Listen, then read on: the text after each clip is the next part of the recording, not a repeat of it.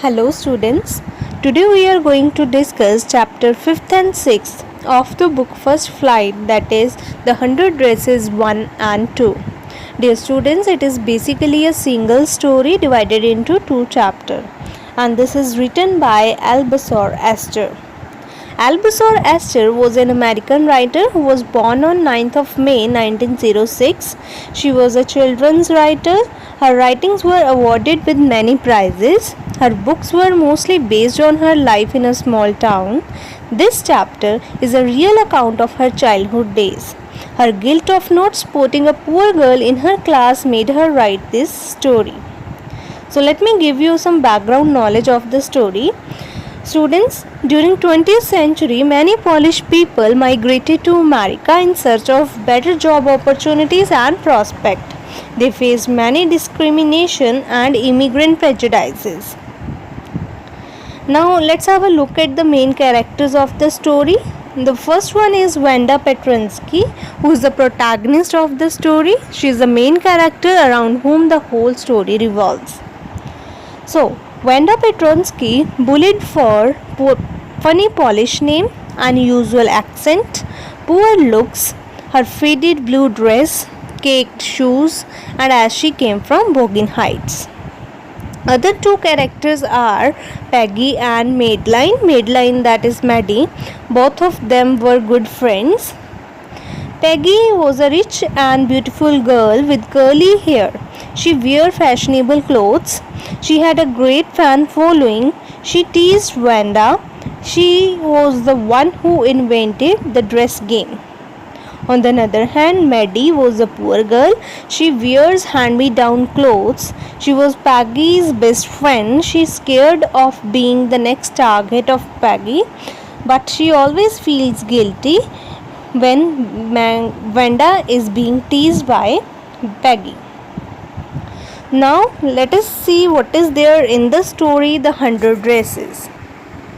Wanda Petronsky was a poor Polish girl who lived on Bogan Heights.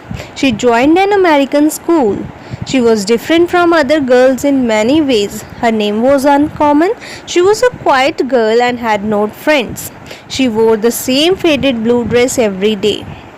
Wanda used to sit in the corner on the last but one seat of the classroom where noisy and rough boys who got low marks sat. There was a lot of dirt, mud, and scuffling of feet in that area. Peggy and Maddie were close friends. Peggy was pretty, had curly hair, and wore beautiful dresses. She was the most liked girl of Wanda's class. She often made fun of Wanda by asking her questions about her 100 dresses in a mocking and polite voice. Maddie wanted Peggy to stop teasing Wanda, but she could never muster courage to tell her this. She used to feel uncomfortable for that. Perhaps it reminded her of her own poverty. Once she wrote a note, but she tore it after a minute because she did not want to be next target of Peggy.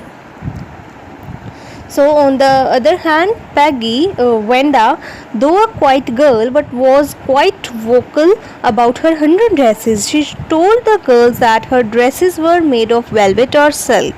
All had different colors and designs. She especially mentioned her two dresses, one pale blue with colored trimmings and the other one green with red dash. Wanda was not noticed for 2 days as she remained absent from the school. Right? For the first 2 days, no one noticed, but on the third day, Peggy and Maddie, who missed the fun of laughing at her, waited for her at the corner of Oliver Street where they used to meet her on their way to school. But Wanda did not turn up and they got late for the school. That is why they left. Next day it was drizzling. Peggy and Maddie did not wait for Wanda. They never wanted to be late for school because they were anxious to know the result of the competition which was held at the school. It was to be announced that day. As they entered their classroom, they stopped and gasped. 100 drawings of bright, beautiful, and differently designed dresses were displayed all over the room. Everyone who entered the room murmured with admiration. Miss Mason announced the result. Among the boys, Jacob Jack Bogles had won, and among the girls, Wanda Petrinsky. She asked the students to give her a special applause. She had submitted 100 sketches, and each sketch was worth winning the best prize. So, dear students, it is the 5th chapter. Till here, the story is described in 5th chapter. Now, move further to the 6th chapter, where the story continued. When the class was watching Wenda's beautiful sketches of dresses, Miss Mason received a note from Wenda's father. It gave the information about Wenda's leaving the school since they had shifted to a big city. The note also had an indirect complaint. It said no one will make fun of her name and call Polak to her because there would be many funny names of foreigners like her in a big city. The whole class was silent. Miss Mason was unhappy and upset.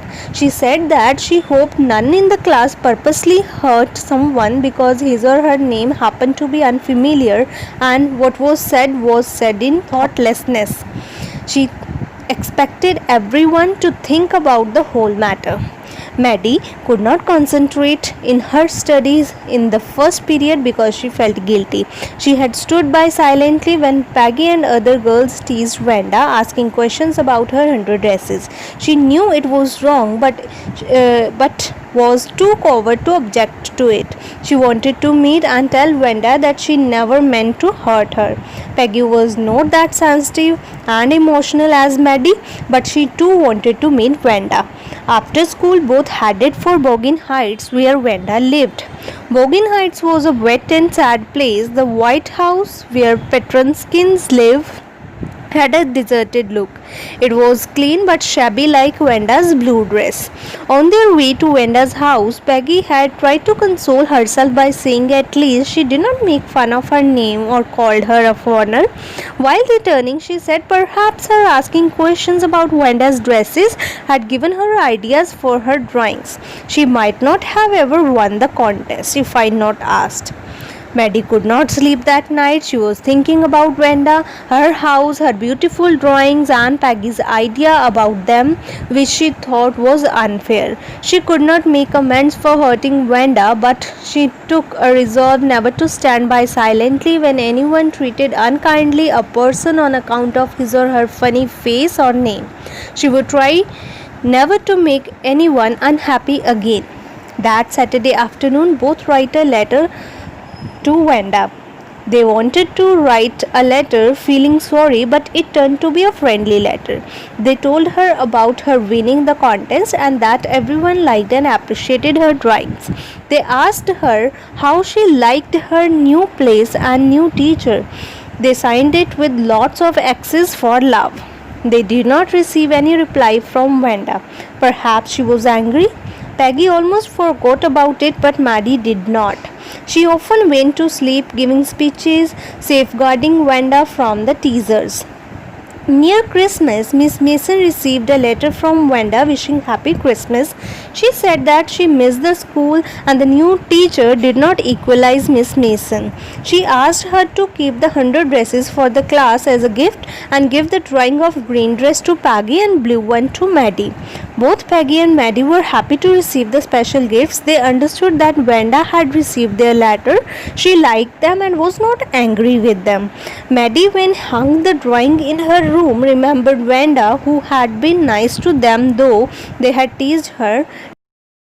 Tears came to her eyes. Then she looked closely at the drawing and found that her face was drawn on it. She ran to Peggy and saw Peggy's face on Peggy's gift. So, Wanda had specially drawn those sketches for them. It means she liked them. So, dear students, this story has many themes like bully, disrespect, and discrimination. Apart from this story also taught us that appearances are deceptive. Means one should not judge anyone by his or her outer appearances, as outward appearances could be misleading. So I hope this video is useful to you to understand this chapter well. Thank you.